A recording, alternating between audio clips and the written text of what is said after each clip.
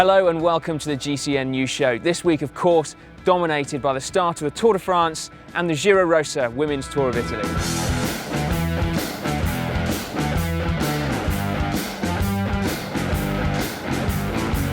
Marcel Kittel of Argos Shimano took advantage of a late crash that reduced the number of top sprinters contesting the line and took the stage win and the first yellow jersey. Honourable mention must also go to David Miller of Garmin Sharp, who in what's possibly a first for him, contested the bunch sprint and took 4th place.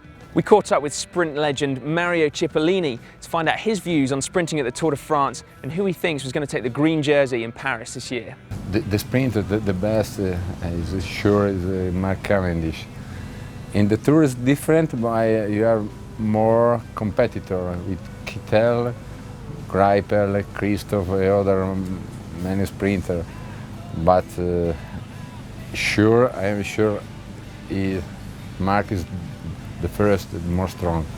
It was nice to see that Mario had actually put a shirt on for our interview. He was snapped out on his bike earlier on without one, surely breaking some of the unwritten rules of cycling. I have my brown skin and I don't want to have the cycling line, don't like it, this. Stage 2 was a brilliant departure from what was a normal first week of the Tour. Dare we say it, reminiscent slightly of a Giro d'Italia stage. It included some pretty serious ascents, including one at just 10 kilometres from the line. Chris Froome of Sky Pro Cycling stretched his legs over the top, exposing perhaps his own nerves and certainly those of his rivals. It delivered a fantastic finale though. A select group emerged after the descent from which Jan Bakelants of Radio Shack Leopard Trek attacked with just 1 kilometre to go.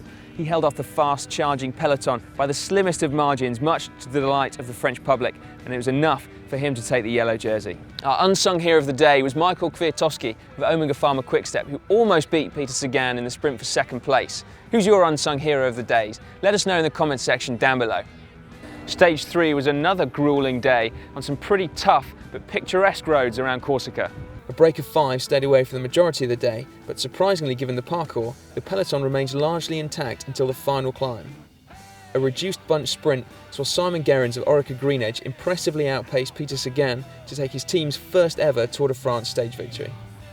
The Giro Rosa, the biggest race on the women's calendar, started on Sunday. Stage 1 from Giovinazzo to Margherita di Savoia ended with a sprint finish.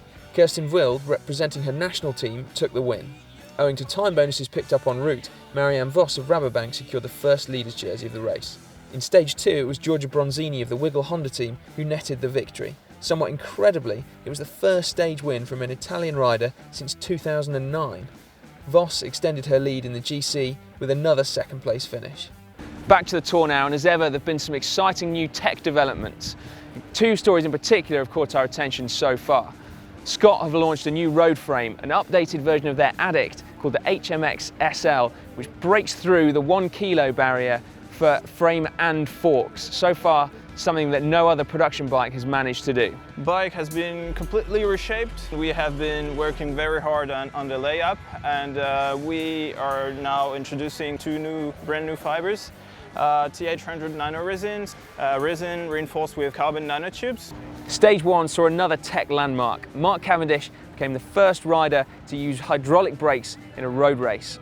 SRAM have launched the Hydro R series of brakes for their Red 22 2014 group sets. However, until recently, the UCI hadn't actually approved them for use in competition. Quick to spot an opportunity, however, Mark Cavendish jumped at the chance to use them for the Tour de France. Reportedly, they kept him upright, in fact, on the Stage 1 crash. We got the scoop from SRAM themselves after the stage. World Tour peloton had terrible weather this year, and braking was always a part of our conversations with our teams and conversations of how we would help them and get the riders more confident on a consistent basis. So to have this option and then paired with the UCI's approval, we set ourselves with our partners at Specialized to introduce hydraulic brakes for Mark, and we had the opportunity to do that in Glasgow before the GB National Championships. Back at the Giro d'Italia, we met a man called Keith Tuffley, who's attempting to ride the routes of all 3 Grand Tours this year. We caught up with him this week as he embarks on his 2nd of the year. So with the route of 1 Grand Tour already in your legs, how does it feel embarking on another one just a month after? Yeah, so it's 5 weeks break. I think my problem actually has been that I rested probably too much. I went for 2 cycles in that whole time. and because my strategy was just to rest. But I think that was definitely the wrong thing to do. So the first day, yesterday, was quite a struggle. Today was even harder. So I'm just hoping the strength will come back to my legs, but the first couple of days have been really quite tough. The Tour de France is a bigger production and the police here are a lot stricter. So you've got to finish at least an hour before the caravan comes through, and the caravan finishes, you know, a good hour before the pros come through. So that means getting up really early. So Mont Ventoux, I think it's a 200-kilometre ride before you even hit Mont Ventoux. That means probably starting at 4 o'clock, 4:30. Tomorrow morning to have an early start because the logistics of getting back to the mainland on the ferry with a car is really hard. So I'm starting at 4 o'clock tomorrow morning, so in the pitch black. And there's a couple other days, obviously Alpe d'Huez and the Le Grand Bonnot. They're really long, tough days. We'll leave you with Tweet of the Week. The Orica Green Age bus driver who just happened to start tweeting on the day of his breakthrough into the limelight. Matt White said this morning, "Make sure you get the bus as close to the finish as possible. Job done." Thanks for watching. 2,001 metres, the highest point of this year's Tour de France, and it comes on stage 8 here at the top of the Col de Pelée, a 15.3 kilometre climb with an average grade